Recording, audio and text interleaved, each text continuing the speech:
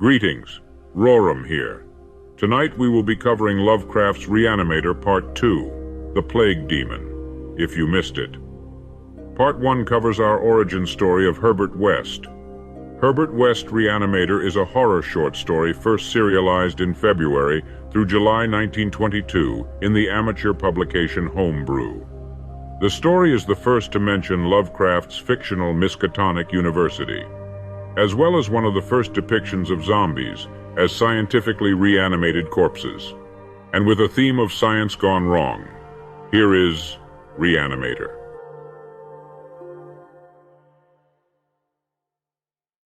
The Plague Daemon. I shall never forget that hideous summer 16 years ago, when like a noxious Afrite from the halls of Eblis typhoid stalked leeringly through Arkham. It is by that satanic scourge that most recall the year, for truly terror brooded with bat wings over the piles of coffins in the tombs of Christchurch Cemetery. Yet for me, there is a greater horror in that time, a horror known to me alone now that Herbert West has disappeared. West and I were doing postgraduate work in summer classes at the medical school of Miskatonic University, and my friend had attained a wide notoriety because of his experiments leading toward the revivification of the dead. After the scientific slaughter of uncounted small animals, the freakish work had ostensibly stopped by order of our skeptical dean, Dr. Alan Halsey.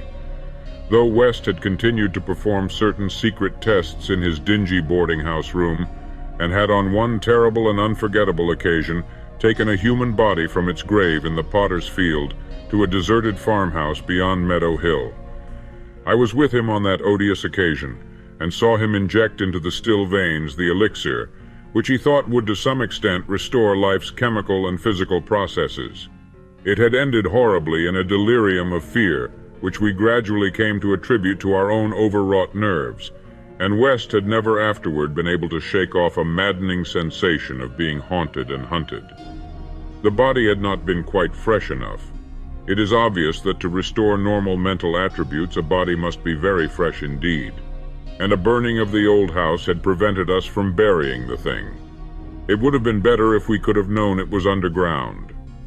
After that experience, West had dropped his researches for some time, but as the zeal of the born scientist slowly returned, he again became importunate with the college faculty, pleading for the use of the dissecting room and of fresh human specimens for the work he regarded as so overwhelmingly important.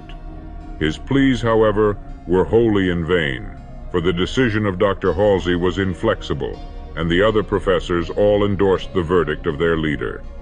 In the radical theory of reanimation, they saw nothing but the immature vagaries of a youthful enthusiast whose slight form, yellow hair, spectacled blue eyes, and soft voice gave no hint of the supernormal, almost diabolical power of the cold brain within. I can see him now as he was then, and I shiver. He grew sterner of face, but never elderly. And now Sefton Asylum has had the mishap, and West has vanished.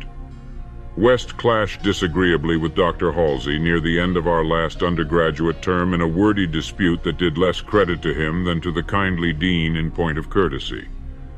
He felt that he was needlessly and irrationally retarded in a supremely great work, a work which he could of course conduct to suit himself in later years, but which he wished to begin while still possessed of the exceptional facilities of the university. That the tradition-bound elders should ignore his singular results on animals and persist in their denial of the possibility of reanimation was inexpressibly disgusting and almost incomprehensible to a youth of West's logical temperament.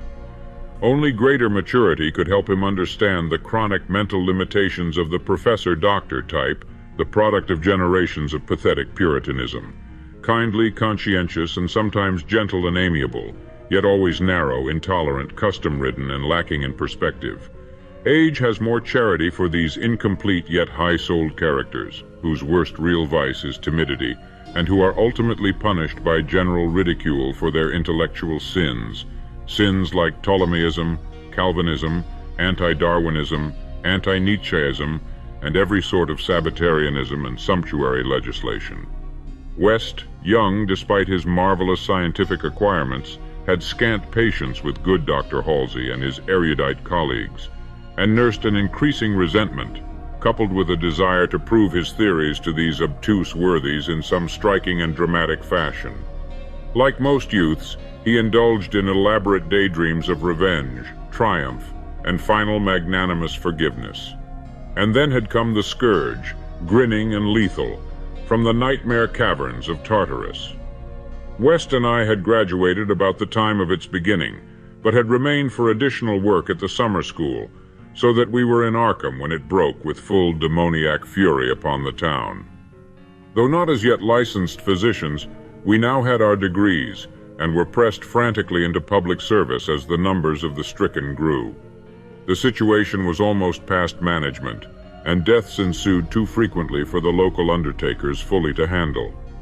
Burials without embalming were made in rapid succession, and even the Christchurch Cemetery receiving tomb was crammed with coffins of the unembalmed. Dead.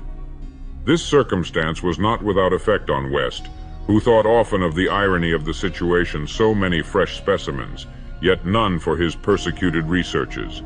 We were frightfully overworked, and the terrific mental and nervous strain made my friend brood morbidly. But West's gentle enemies were no less harassed with prostrating duties. College had all but closed, and every doctor of the medical faculty was helping to fight the typhoid plague. Dr. Halsey in particular had distinguished himself in sacrificing service, applying his extreme skill with wholehearted energy to cases which many others shunned because of danger or apparent hopelessness. Before a month was over, the fearless dean had become a popular hero, though he seemed unconscious of his fame as he struggled to keep from collapsing with physical fatigue and nervous exhaustion. West could not withhold admiration for the fortitude of his foe, but because of this was even more determined to prove to him the truth of his amazing doctrines. Taking advantage of the disorganization of both college work and municipal health regulations, he managed to get a recently deceased body smuggled into the university dissecting room one night, and in my presence injected a new modification of his solution. The thing actually opened its eyes, but only stared at the ceiling with a look of soul-petrifying horror, before collapsing into an inertness from which nothing could rouse it. West said it was not fresh enough. The hot summer air does not favor corpses. That time we were almost caught before we incinerated the thing, and West doubted the advisability of repeating his daring misuse of the college laboratory. The peak of the epidemic was reached in August. West and I were almost dead, and Dr. Halsey did die on the 14th. The students all attended the hasty funeral on the 15th and bought an impressive wreath, though the latter was quite overshadowed by the tributes sent by wealthy Arkham citizens and by the municipality itself. It was almost a public affair, for the dean had surely been a public benefactor. After the entombment, we were all somewhat depressed, and spent the afternoon at the bar of the commercial house, where West, though shaken by the death of his chief opponent, chilled the rest of us with references to his notorious theories. Most of the students went home, or to various duties, as the evening advanced, but West persuaded me to aid him in making a night of it. West's landlady saw us arrive at his room about 2 a.m, with a third man between us, and told her husband that we had all evidently dined and wined rather well. Apparently this acidulous matron was right, for about 3 a.m. the whole house was aroused by cries coming from West's room, where when they broke down the door they found the two of us unconscious on the blood-stained carpet, beaten, scratched, and mauled, and with the broken remnants of West's bottles and instruments around us. Only an open window told what had become of our assailant, and many wondered how he himself had fared after the terrific leap from the second story to the lawn which he must have made. There were some strange garments in the room, but West, upon regaining consciousness, said they did not belong to the stranger, but were specimens collected for bacteriological analysis in the course of investigations on the transmission of germ diseases. He ordered them burnt as soon as possible in the capacious fireplace. To the police we both declared ignorance of our late companion's identity. He was, West nervously said, a congenial stranger whom we had met at some downtown bar of uncertain location. We had all been rather jovial, and West and I did not wish to have our pugnacious companion hunted down. That same night saw the beginning of the second Arkham horror, the horror that to me eclipsed the plague itself.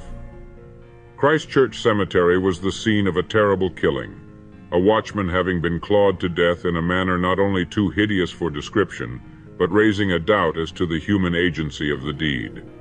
The victim had been seen alive considerably after midnight. The dawn revealed the unutterable thing. The manager of a circus at the neighboring town of Bolton was questioned, but he swore that no beast had at any time escaped from its cage. Those who found the body noted a trail of blood leading to the receiving tomb, where a small pool of red lay on the concrete just outside the gate. A fainter trail led away toward the woods, but it soon gave out. The next night, devils danced on the roofs of Arkham, and unnatural madness howled in the wind. Through the fevered town had crept a curse which some said was greater than the plague, and which some whispered was the embodied demon soul of the plague itself. 8 houses were entered by a nameless thing which strewed red death in its wake in all. 17 maimed and shapeless remnants of bodies were left behind by the voiceless, sadistic monster that crept abroad. A few persons had half seen it in the dark, and said it was white and like a malformed ape or anthropomorphic fiend.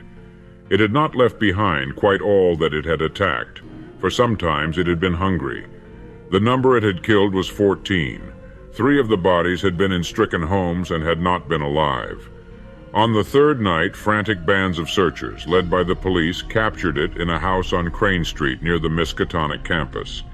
They had organized the quest with care, keeping in touch by means of volunteer telephone stations, and when someone in the college district had reported hearing a scratching at a shuttered window, the net was quickly spread. On account of the general alarm and precautions, there were only 2 more victims, and the capture was effected without major casualties.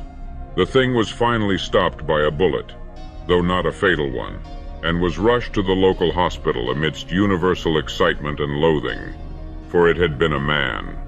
This much was clear despite the nauseous eyes, the voiceless simianism, and the demoniac savagery.